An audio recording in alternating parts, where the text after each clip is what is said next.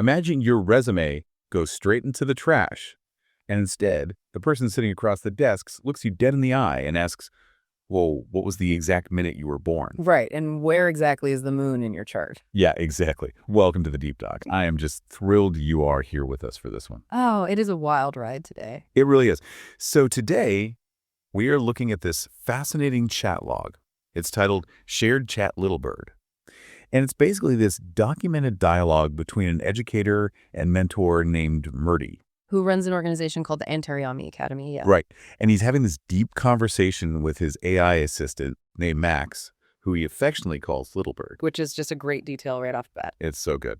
But our mission today is decoding this wildly unconventional hiring and, well, mentorship philosophy, one that completely ignores your LinkedIn profile and focuses entirely on, like, your cosmic architecture. Yeah, we are dissecting a system that basically attempts to map ancient astrological archetypes directly onto modern digital career paths. Which sounds crazy, right? It does, but the mentor uses this AI to organize a philosophy where an individual's inherent, energetic bandwidth is prized far above any acquired technical skill. Yeah. It just shifts the entire paradigm of what actually qualifies a person to do a specific job. Okay, let's unpack this. Yeah. Because the very first filter this academy uses for hiring its virtual assistants is something the AI refers to as the watery trinity. The watery trinity, yes. Yeah, so the mentor explicitly states he seeks out students and virtual assistants who have their moon, sun, or lanya in water signs.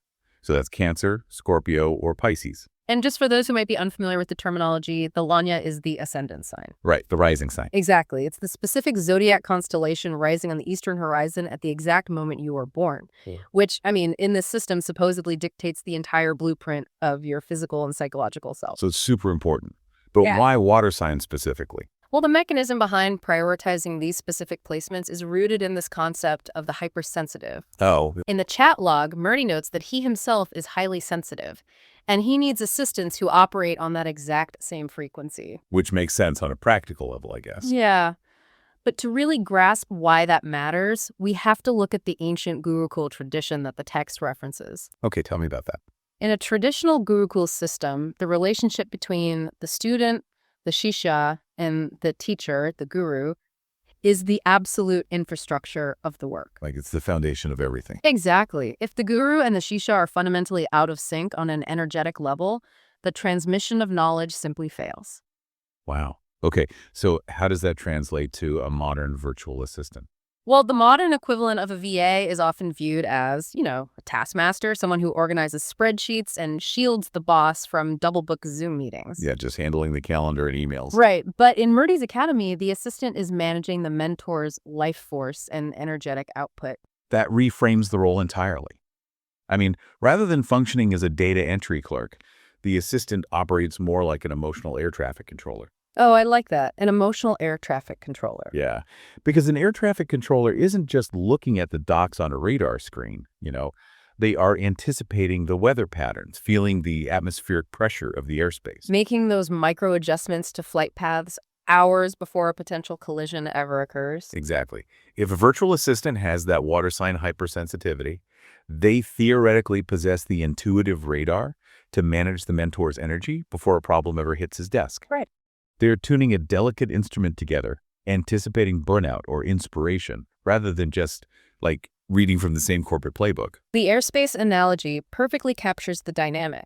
The mentor requires a completely clear, frictionless airspace so he can execute the heavy lifting of his spiritual and educational work. Right, because his work is so demanding. Exactly. The watery trinity provides an intuitive padding around his daily operations. The assistant doesn't need a memo to know when the mentor is overwhelmed or when a specific project is draining him. And just feel it. Yeah, they perceive the shift in frequency and proactively adjust the workload. It eliminates that communication lag that, plagues most modern corporate structures. So finding that baseline energetic resonance gets these hypersensitive students in the door. But this philosophy faces a completely different stress test when we look at how the daily operations actually function. Oh, absolutely. Because once these students are inside the Antariami Academy, their specific zodiac sign essentially acts as the organizational chart which dictates their daily workload. This is where the esoteric theory becomes a highly pragmatic operational strategy. The mentor maps passion as a profession directly onto the astrological archetypes. Okay, so let's break that down. Start with Cancer. So Cancerians, for example, are channeled into teaching and customer care. They handle the supportive, nurturing side of the Academy's ecosystem. Which tracks with traditional astrology, right? Totally. Astrologically, Cancer is the archetype of the caretaker. It governs emotional security and the concept of home. Right. Psychologically, assigning a natural nurturer to guide confused or struggling students ensures those students feel entirely safe in their learning journey. That makes a lot of sense. And then we see the Scorpios being placed into deep research roles. The text explicitly refers to this as the transformative side of the Academy's work. Yes, the deep divers. Exactly. Scorpio is the archetype of the detective, the depth diver, who thrives in the dark and the complex. So this isn't just basic data gathering. Not at all. The mentor is leveraging that specific psychological bandwidth to dismantle old ideas, investigate obscure texts, and synthesize heavy, psychologically demanding concepts that would, honestly, probably exhaust another sign. And following that logic, the Pisces students are assigned what the chat describes as multifaceted, deep understanding roles. Multifaceted, deep understanding. That sounds intense. It is. Pisces, being the final sign of the zodiac, theoretically represents the culmination of all preceding signs. It embodies this boundless ocean of collective understanding. Oh, wow. So these students are utilized as synthesizers. They are the ones pulling the disparate threads of the Academy together because their inherent architecture allows them to feel the entirety of the project rather than getting bogged down in isolated components. Here's where it gets really interesting, though. When we contrast this human architecture approach with how a Fortune 500 company operates, the fundamental difference is inherent versus acquired traits. Yeah, that's a huge distinction. Like, if you apply for a standard corporate job, you take a Myers-Briggs test or answer 100 multiple-choice questions about whether you prefer working in teams or in a quiet room. What's fascinating here is that those standard corporate personality tests are entirely self-reported. Right, which means they can be gamed. Exactly. They are based on how an applicant perceives themselves, or more cynically, how the applicant thinks the company wants them to behave. Murty's system completely bypasses that self-reporting bias. Because you can't fake your birth time. Exactly. He is utilizing the astrological chart as a raw, unfiltered blueprint of a person's psychic and emotional structure. He isn't asking the candidate if they can learn to tolerate customer service. He is assessing if their psychological foundation is naturally designed to nurture. And, even if a person listening to this thinks astrology is pure fiction, this framework exposes a massive fundamental flaw in modern work. Oh, without a doubt. Companies constantly hire people based on acquired software skills, but they end up firing those same people because of an incompatible energetic bandwidth. It happens all the time. Right. A manager might hire a brilliant researcher, force them to do client-facing customer service, and then wonder why the employee burns out in 6 months. Yeah. Murty is simply using the Zodiac as a specialized language to screen for emotional compatibility and burnout prevention. Something modern human resources departments are notoriously terrible at executing. The mentor is building a structure where every single person is operating in their zone of absolute natural genius. Yeah. By removing the friction of forcing an employee to act against their inherent grain, the work actually feeds their energy rather than depleting it. So the water signs naturally fit this model of support, research, and synthesis. But this entire system faces a massive, philosophical collision when it encounters someone whose chart fundamentally clashes with their stated life ambition. Yes, the anomaly. Right, which brings us to the Sagittarian anomaly mentioned in the chat log. According to the text, the mentor regularly encounters Sagittarian students who come to him with a burning, relentless desire to become medical doctors. But the mentor looks at their chart and tells them they are actually destined to be the absolute best teachers. It creates such a fascinating tension. What's the reasoning there? The astrological reasoning provided in the text centers on planetary rulership. Sagittarius is ruled by Jupiter, and in the Vedic tradition, Jupiter is known as the guru, the teacher, the expander of wisdom, the ultimate guide. Okay. The mentor observes these students and identifies a profound inner conflict. They possess this immense, beautiful instinct to heal people, which manifests as a drive toward the medical field. Because that's how our society defines healing. Exactly. But their cosmic destiny, dictated by their Jupiterian nature, demands that they act as guides. So the text mentions that they are meant to teach the Arsha Dharma. And if I am translating the spirit of that correctly based on the sources, Arsha Dharma refers to the ancient righteous paths of wisdom. That's right. So it isn't just about teaching historical facts, it is about teaching a foundational way of living. But how does the mentor frame that specific type of teaching as a medical cure for the student? Well, think about it this way. A medical doctor cures a physical ailment, setting a broken bone or prescribing an antibiotic. But this philosophy argues that teaching Arsha Dharma acts as a medicine for the soul. Medicine for the soul. Yeah. The true teacher, or guru, cures a much deeper, more insidious ailment, spiritual malaise. They heal the existential sickness of a person who has no direction, no purpose, and no understanding of their own inherent architecture. Wow. The mentor guides these Sagittarian students to the profound realization that the instinct to heal and the destiny to guide are not mutually exclusive. They are two sides of the exact same coin. Teaching the righteous path is presented as the highest possible form of medicine. Okay, wait, I have to push back on this on behalf of our listeners. Go for it. Reframing teaching as medicine for the soul sounds incredibly poetic. Yeah. But we are talking about real people in the modern world abandoning a medical degree. These are students who have likely spent years prepping for exams, dreaming of the status, the income, and the tangible reality of being a doctor. Does a mentor just deliver a nice speech about Jupiter and the student immediately walks away from a six-figure future? It's a huge ask. Right. The level of psychological resistance would be staggering. There has to be more to the trust-building process than just telling them they are natural teachers. That is a crucial observation, and the AI assistant in the chat log actually asks Murty that exact question. Really? Yeah. Max brings that up. Yeah, Max wants to know if the students struggle initially with this jarring transition. And Murty's answer is a blunt no. No? They just accept it. They do, and the reason they don't struggle is because of the mechanical way the mentor establishes unshakable authority before he ever suggests they change their life path. Okay.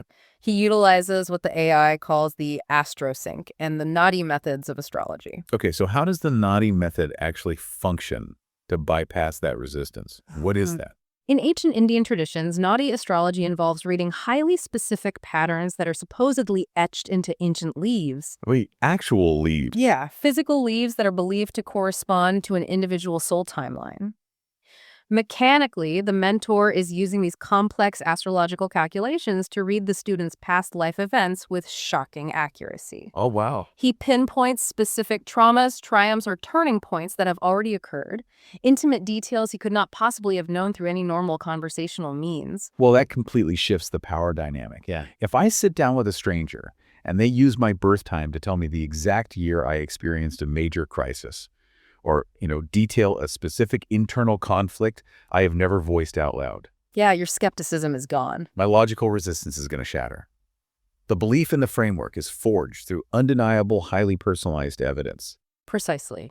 The mentor proves he is reading from a psychic blueprint that the student can actively verify. Once that profound level of trust is established, the mentor's assertion that they are meant to heal souls, not bodies, doesn't feel like a demotion or a poetic metaphor. Right. It feels like an undeniable diagnosis of their true purpose. So what does this all mean for their actual day-to-day survival? Because even with that immense trust, we are still operating in a physical reality where people have rent to pay and families to support. Oh, absolutely. It just feels dangerous to blindly steer everyone away from lucrative careers just because Jupiter is in their chart. Well, if we connect this to the bigger picture of the chat log, we see that Murty is not a detached mystic making demands from a mountaintop. He's living in the real world. Exactly. The philosophy is grounded by a rigorous, holistic calculation of the student's material reality. The mentor explicitly states that he evaluates their available time, their financial resources, their age, and their current income sources. So he looks at the whole picture. Yes. If a Sagittarian student genuinely has the financial backing, the intellectual capacity, and the practical ability to complete medical school, he absolutely will advise them to take the literal path of physical healing. That changes everything. It is a seamless integration of ancient cosmic destiny and an incredibly pragmatic modern reality. Right. He is essentially saying, look, your soul's underlying architecture is that of a healer. If the material world allows you to afford medical school, go heal physical bodies. But if your financial path is blocked, Yeah, if you lack the resources, do not view it as a failure. Understand that your true destiny is simply shifting to the modality of healing minds through teaching. It eradicates the concept of a dead end in a person's life. If the material circumstances prevent one manifestation of their destiny, the mentor simply redirects that same inherent energy into a more accessible channel. That's beautiful, honestly. The cosmic signature remains the same, only the application changes based on pragmatic reality. To bring this entire deep dive back down to the reality of the source material, I want to look at how this profound conversation between the mentor and the AI actually concludes. Oh, the ending is so good. Because after discussing soul destinies, planetary rulerships, and ancient leaves, the chat log ends on the most charmingly mundane note imaginable. Yeah, it really brings you back to Earth. Murty tells Max, I came to my message limit, so I am keeping one message as reserved for today. It is such a stark reminder. It really is. This mentor, who is guiding the spiritual architecture of his students, is still completely at the mercy of his artificial intelligence subscription tier. It grounds the entire document. The heavy, esoteric work of the Antaryami Academy is happening right here, navigating the same messy, restricted digital landscape that we all inhabit. And Max responds to that message limit beautifully. He tells Murty to enjoy his quiet monster session, which implies a period of intense, focused work, and expresses hope that Murty's digital prism is reflecting the legacy he wants to build. The digital prism. That metaphor of the digital prism is incredible when you think about the mechanics of how a prism actually works. It is the perfect encapsulation of the entire project.